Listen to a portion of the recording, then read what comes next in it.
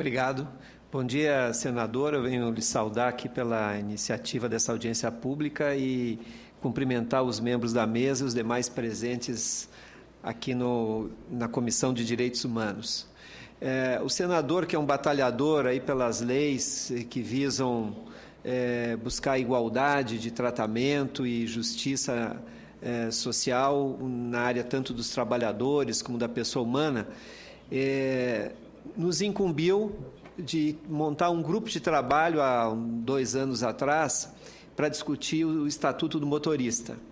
Esse grupo de trabalho, ele já realizou várias audiências, participou de várias audiências públicas e realizou várias reuniões, na qual nós podemos dizer que já chegamos a 90% de consenso a respeito de tudo que trata o Estatuto do Motorista.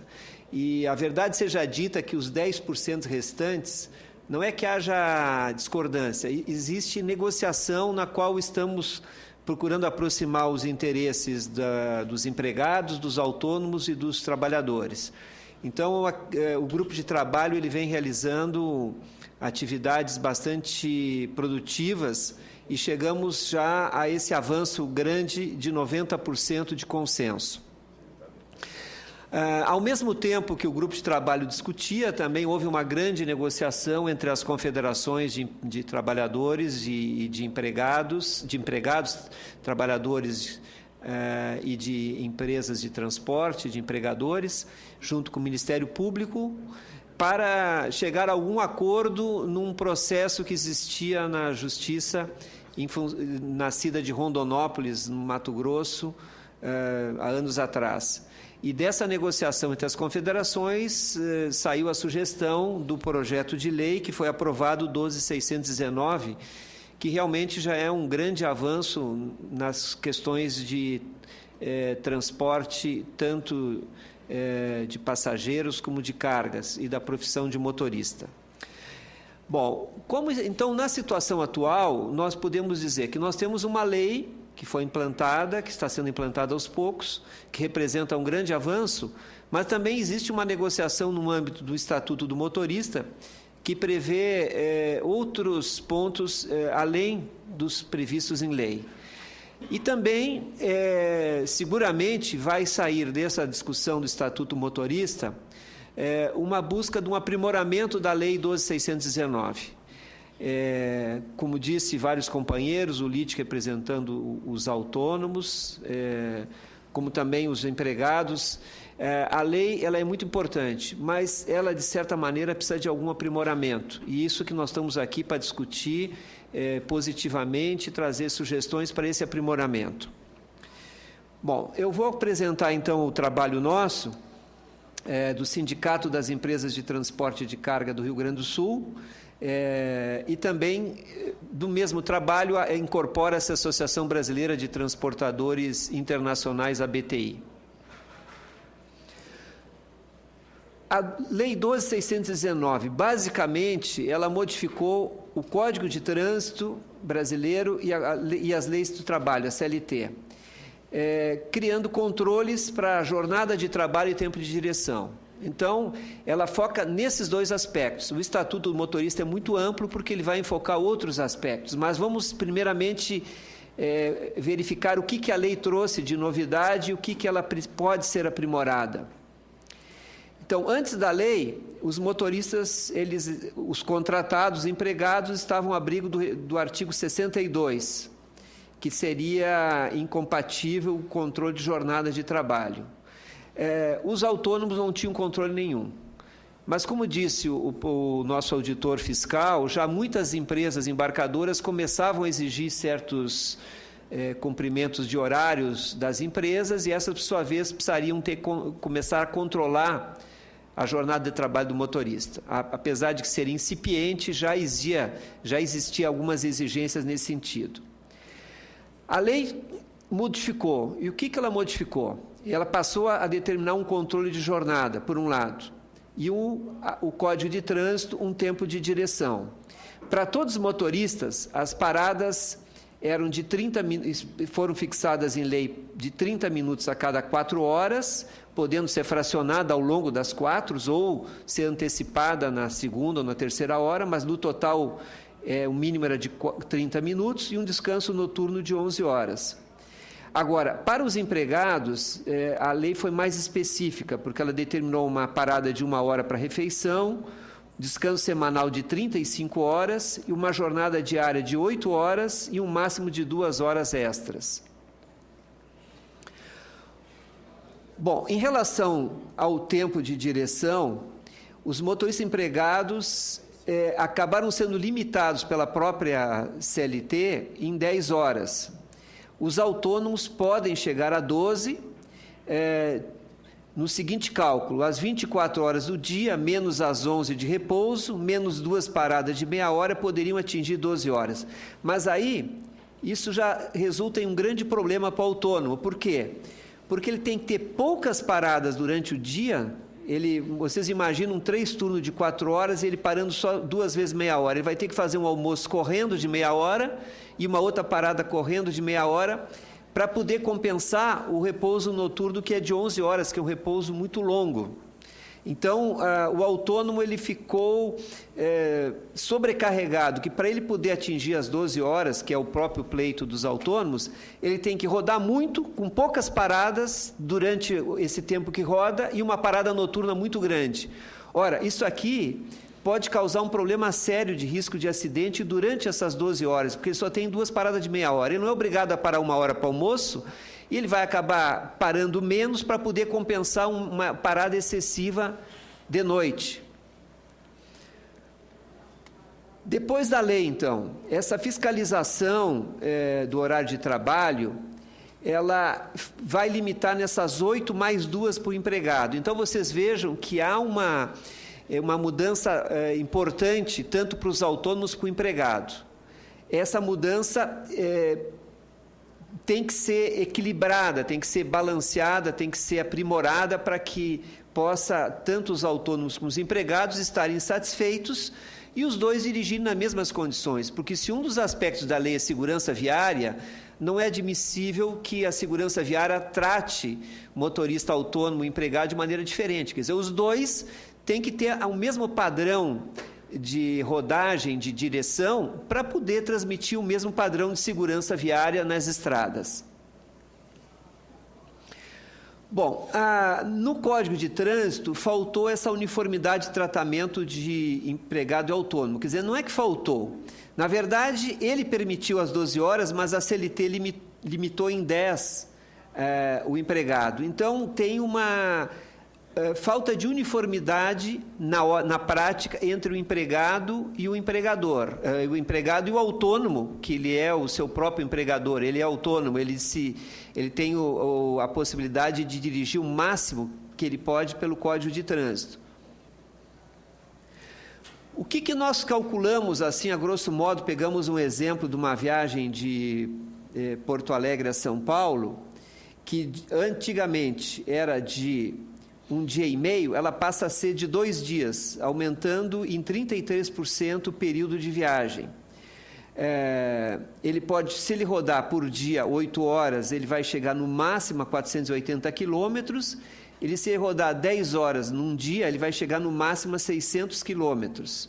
E por isso que houve esse incremento de 33%, porque Porto Alegre e São Paulo são 1.200 quilômetros, ele vai ter que fazer em 2 dias.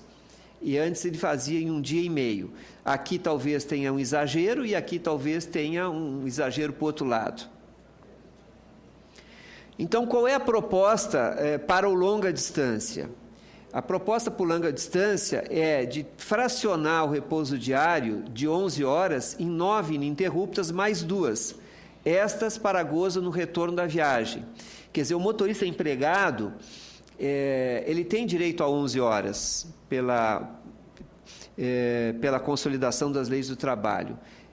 Mas nós entendemos que ele economizando 2 horas por dia, ele pode gozar essas 2 outras horas no retorno de viagem. Se faz uma viagem, por exemplo, de 2 dias para a ida e 2 para a volta, que são 4 horas, ele tem 8 horas de acúmulo que ele pode gozar no retorno da viagem, ficando 1 dia a mais na sua casa. Obviamente que a grande maioria dos motoristas empregados, ele vai preferir reduzir um descanso para 9 horas e, no retorno, ele ter um dia mais em casa. Isso eu acredito que dá uma qualidade de vida familiar muito melhor do que ele ficar 11 horas, na qual ele vai dormir 7, vai ficar 4 horas ali que ele vai... Tá, 1 hora ali para refeição, banho e tal, e as outras 3 horas, o que ele vai fazer parado num local na beira de uma estrada? Como dizem as esposas de motorista, é muito mais importante ele vir para casa do que ficar 3 horas sendo assediado nos postos de motorista por prostituição, por droga, por outros objetivos. Então, a ideia é possibilitar que o motorista ele trabalhe 8 horas normais, 2 extras que dá 10, e mais 2 para completar 12 horas que ele vai dirigir durante o dia. E essas 2 horas ele vai compensar no retorno, quer dizer, ele pode dirigir 12 horas, mas as 10 horas vão ser as horas que ele vai trabalhar de acordo com a lei normal da consolidação das leis do trabalho e as horas extras. As outras 2, não é para ele ter uma jornada excessiva, é para ele aproveitar a viagem de longa distância e compensar no retorno ficando mais na sua casa. Vocês imaginem um motorista que vai até o Chile e volta, o motorista fica 20 dias fora de casa. O que ele quer? Ele quer mais é ficar mais tempo na volta, aproveitar mais o retorno. Bom, um outro ponto também, que é a questão de interpretação e a normatização da lei, que é a necessidade de unificar as interpretações de alguns artigos da lei que causem insegurança jurídica e a normatização em relação às suas aplicações. Por exemplo, a questão do horário de trabalho. Ora, nós sabemos que motorista de ônibus, ele tem um horário na rodoviária, uma planilha para sair, uma planilha de horário de parada. Agora, quem é que vai fixar um horário definido para o motorista sair de viagem, se ele está num embarcador ou se ele está num terminal ou um porto? Não tem horário flexível, horário definido. Então, eu chamaria de horário móvel, a necessidade de fixar um horário móvel para a sua jornada, porque não pode dizer, eu vou sair todo dia às 8 horas. Não tem condições do motorista sair às 8 horas, o motorista de caminhão. Ele depende de vários outros fatores, não é uma rodoviária que se marca às 8 horas, o passageiro está às 8 e ele sai às 8 horas. Então, essa interpretação de um horário móvel, o próprio intervalo, eu pergunto assim, a CLT coloca de 1 a 2 horas o intervalo. Agora, você vai lá para o Nordeste, num calor infernal, e obrigar o motorista de caminhão a ficar 1 hora parado, no máximo 2 na hora do almoço. Ele quer parar 3 horas, ou às vezes até 4, para deixar o horário pior do sol passar e ele depois seguir viagem no horário mais tranquilo. Então, a questão do horário móvel de início, o intervalo, e essas são características específicas que em viagem longa distância tem que ser normatizada de maneira também específica dentro do Ministério do Trabalho ou através de uma própria regulamentação da lei. Bom, também a lei previu um tempo de espera, que é o período que o motorista estiver à disposição da empresa, em carregamento e descarregamento, e também impostos fiscais e aduanas, que ultrapassar as 8 horas por dia. É uma lei que tem essa previsão nova, que veio atender interesses gerais para que aquele horário que o motorista está parado, ele também tenha alguma espécie de remuneração, e não só durante o tempo que ele está dirigindo o veículo. Bom, quais são as consequências da lei? Nós podemos ver que, como consequências da lei, nós vamos ter uma maior segurança viária, uma maior qualidade de vida para o motorista em geral, um controle e uma limitação de jornada, por sua vez vai ter menor produtividade, mas a menor produtividade dentro de situações que a gente considera saudáveis, mas vai ter um maior custo de transporte e vai requerer um maior planejamento logístico. Então, é necessário que os embarcadores se atentem que, ao cair a produtividade, há uma necessidade há um aumento de custo. Isso tem que ser repassado à tarifa, de alguma maneira, porque esse aumento de custo é o que vai permitir essa maior segurança viária, a maior qualidade de vida.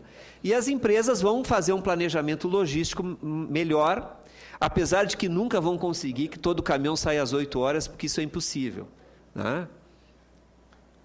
Bom, qual é a expectativa, então, do segmento nosso de transporte rodoviário de longa distância e do internacional também? É que seja aprimorada a legislação atual para a viagem de longa distância, fracionando o repouso noturno em 2 horas, em 9 horas mais 2, sendo que essas 2 no retorno da viagem. Possibilitar que as 12 horas sejam o máximo de jornada, mas com a compensação para os empregados dessas 2 horas a mais, que fica para o retorno, e que essas 12 horas de tempo de direção seja atingido nas viagens de longa distância. Quando se fala, bom, mas dirigir 12 horas num dia é demasiado, trabalhar 12 horas, mesmo que seja para compensar na volta, é demasiado. Aí eu vou me remeter à própria CLT. A CLT, no artigo 239 do Ferroviário, diz assim: está especificado que a jornada total não pode exceder 12 horas diárias. Ora, se um ferroviário, a CLT possibilita 12 horas, por que não o rodoviário 12 horas? O 249, parágrafo 2º, na parte do marítimo, consta que não pode exceder 30 horas semanais o serviço extraordinário. Ora, o marítimo permite até 30 horas de serviço extraordinário. Então, é um balizador também para verificar que, na situação de transporte, seja ferroviário e marítimo, se pressupõe que o trabalhador possa trabalhar um pouco mais, até 12 horas, para ter essa compensação no seu retorno, que é onde ele pode estar com a sua família. E ainda para esclarecer a questão do longa distância, da diferença do urbano, eu queria mostrar a seguinte diferenciação. Um transportador urbano, um motorista de transporte urbano, ele, além dessas 10 horas máximas que a lei permite, ele tem uma perda de tempo para se locomover da sua residência até o seu local de trabalho. Ele mora num local e tem que ir até a empresa de ônibus pegar o ônibus. Quanto tempo ele leva para fazer isso? Normalmente de meia hora a 1 hora, dependendo se o centro urbano é pequeno ou grande. Vocês imaginem um motorista de São Paulo, de Brasília, de Belo Horizonte, Porto Alegre, ele tem de 1 hora a 2 horas por dia que ele perde em locomoção. Mais as 10 de trabalho, ele está em 12 horas no trânsito. Pode dizer, bom, ele não está dirigindo o ônibus lá, mas é um estresse, às vezes um estresse muito maior do que um estresse numa estrada. Então, na estrada, ele pode atingir as 12 horas, porque ele, quando para o caminhão, ele está no seu local, na sua residência temporária, mas ele não gasta tempo se locomovendo, então não há um estresse maior. A Lei 7183 dos aeronautas sinaliza jornadas de 11 horas para tripulação simples e até 14 para composta. Então, o avião também possibilita mais do que as 10 horas. E trabalhadores em plataformas marítimas de petróleo. Eles têm a jornada de 14 dias na plataforma embarcado por 14 dias em terra. Nessas 14 horas, eles estão 12 horas trabalhando, né? Sob pressão, sob tensão.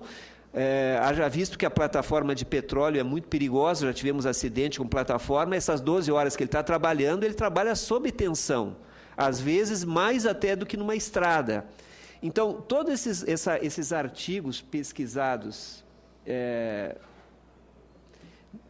na CLT, na própria CLT e nas convenções trabalhistas, eles mostram que dirigir até 12 horas com determinadas circunstâncias, e por isso que nós dissemos que vale para longa distância, porque a longa distância o motorista para e está na sua casa, não é dentro da cidade que ele também vai ter que se locomover, seria uma maneira de flexibilizar a norma e, com isso, atingir o objetivo de igualar em todas as circunstâncias, tanto a segurança viária como a qualidade de vida dos motoristas, tanto para autônomos como para os empregados.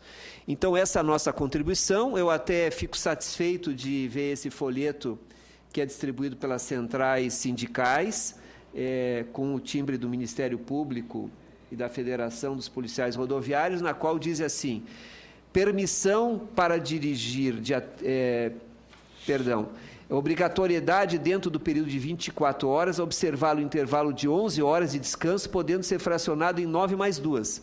Então, eu estou vendo que as próprias centrais sindicais estão a favor desse fracionamento.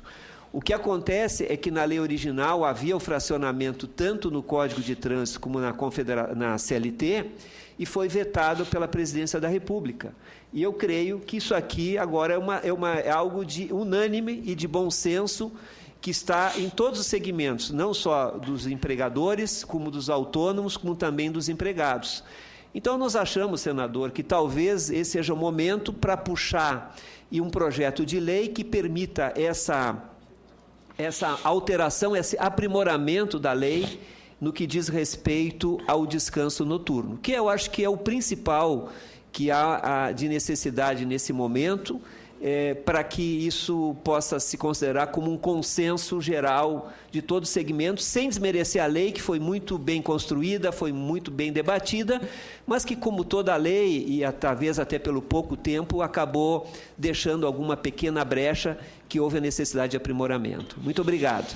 Muito bem, esse foi o Luiz Alberto Mincarone, representante da Associação Brasileira de Transportadores Internacionais, CETSEGS.